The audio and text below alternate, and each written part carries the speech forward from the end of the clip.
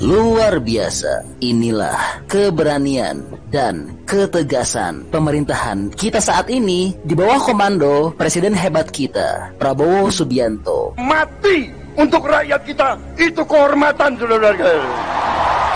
Iya, karena baru saja pada hari Jumat 29 November 2024, Bea Cukai bersama instansi terkait telah dengan tegas menghancurkan iPhone 16 dan beberapa produk Apple lainnya dengan cara digerinda. Bea Cukai bersama instansi terkait melakukan pemusnahan di kantor Bea Cukai Bandara Soekarno-Hatta, Tangerang Jumat pagi. Berbagai jenis barang mulai dari iPhone 16, Pak, kiri Pak. Oke. Cukup ya? Ya, kasih Pak.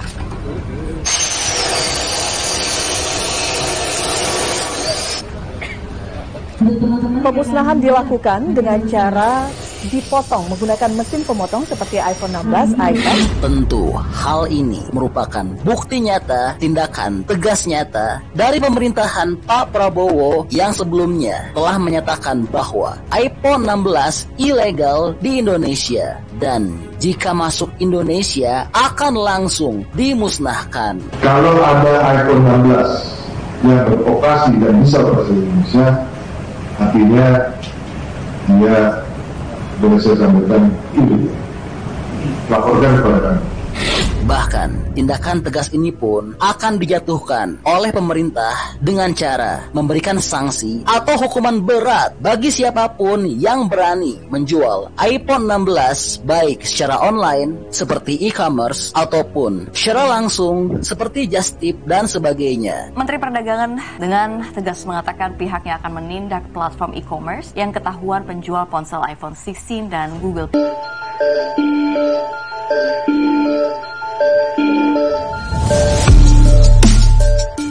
Indonesia dikabarkan telah menolak investasi Apple sebesar 100 juta dolar. Dikarenakan, Apple dirasa belum memenuhi segala kewajiban untuk dapat menjual produknya di Indonesia. Hal ini membuat masyarakat dunia kagum akan ketegasan dari Indonesia. Dan berharap, apa yang dilakukan Indonesia dapat menjadi contoh bagi negaranya masing-masing, yang selama ini dimanfaatkan secara penuh oleh perusahaan asal Amerika Serikat tersebut.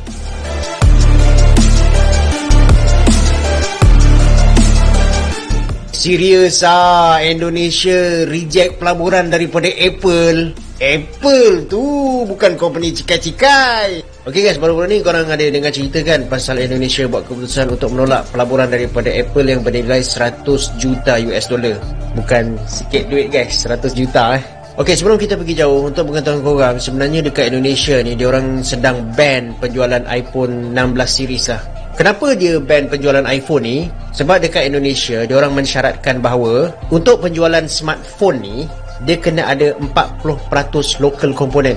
Sebenarnya dekat Indonesia ni, Apple dah pun buat pelaburan. Contohnya macam training akademis dan juga pelaburan mereka di dalam local research and development Tapi pelaburan yang bernilai 100 juta US dollar ni masih lagi tak cukup. Sebab sepatutnya mereka patut invest 109.6 juta US dollar. Sebenarnya mana-mana perniagaan ataupun pelaburan memang berminat untuk masuk ke pasaran Indonesia. Sebab kita tahulah pasaran Indonesia ni memang sangat besar. Apatah lagi pasaran smartphones. Dan kalau korang nak tahu, sebenarnya dekat Asia Tenggara ni, pasaran smartphone yang paling besar sekali siapa? Indonesia. Ini logik guys, sebab apa? Diorang punya populasi melebihi 270 juta orang setakat 2024. Tapi pada masa yang sama, Indonesia pun terkenal sebagai sebuah negara yang sangat-sangat protektif kepada dia punya local business. Dia cakap, okey, aku memang ada pasaran yang besar, tapi kalau korang nak masuk dekat sini, korang kena patuh syarat akulah. So dekat situ dia demand for win-win situation. Sebab tu kalau korang tengok sebelum ni ada kes di mana dia orang ban TikTok Shop. Dan antara sebab kenapa dia orang ban TikTok Shop ni adalah untuk protect local business lah. Jadi Indonesia cakap dengan Apple, selagi kau tidak patuh kepada TKDN ataupun tingkat komponen dalam negeri ni, iaitu aku nak kau gunakan 40% local component untuk produce iPhone ni, selagi itulah aku tak bagi kau jual dekat sini. Daripada sudut lain pula, kalau kita tengok benda ni ini adalah salah satu polisi daripada kerajaan Indonesia untuk boost diorang punya domestic manufacturing capability dengan memastikan bahawa foreign companies membuat substantial contribution kepada ekonomi domestik. So guys, apa pandangan korang? Adakah korang rasa wajar Indonesia berkeras dengan diorang punya dasar ni? Sebab Apple ni dia adalah satu jenama yang besar. Kongsi pandangan korang dekat bawah dan juga jangan lupa bagi saya like dan share dekat video ni. Kerajaan Indonesia secara rasmi menolak cadangan pelaburan $100 juta Amerika oleh Apple untuk tempoh 2024-2026. Menteri Perindustrian Indonesia, Agus Gumiwang Kartasasmita pada Isnin berkata, kementerian itu berpendapat cadangan yang dikemukakan oleh Apple tidak memenuhi aspek keadilan. Malah pelaburan Apple disifatkan tidak memberikan nilai tambah yang signifikan kepada pendapatan negara atau mewujudkan peluang pekerjaan. Jumlah pelaburan itu juga dianggap tidak adil jika dibandingkan dengan pelaburan yang dibuat syarikat teknologi asing lain yang telah menubuhkan kilang di Indonesia. Kementerian berkenaan merancang untuk menjemput wakil Apple bagi membincangkan cadangan pelaburan baru dan jumlah pelaburan yang belum dilaksanakan sebanyak $10 juta bagi tempoh 2020 hingga 2023. Kerajaan membuka ruang untuk rundingan bagi mencapai persetujuan mengenai pelaburan Apple di negeri itu agar produk-produk termasuk siri iPhone 16 dapat memperoleh persijilan dan dipasarkan secara rasmi di Indonesia. Sebanyak 102 unit iPhone 16 dimusnahkan oleh pihak Bea Cukai di Bandara Soekarno-Hatta pada Jumat 29 November 2024. Penindakan ini dilakukan setelah Bea Cukai menggagalkan pengiriman 102 unit iPhone 16 yang diketahui tidak mengantongi izin resmi dari pemerintah dan diduga akan diperjualbelikan. Pihak Bea Cukai menyatakan bahwa ratusan unit iPhone 16 tersebut akan langsung dimusnahkan sebagai tindakan tegas terhadap pelaku penyeludupan barang ilegal. Hari ini sedang ramai di media sosial soal bagaimana ternyata iPhone 16 dilarang masuk Indonesia, Pak.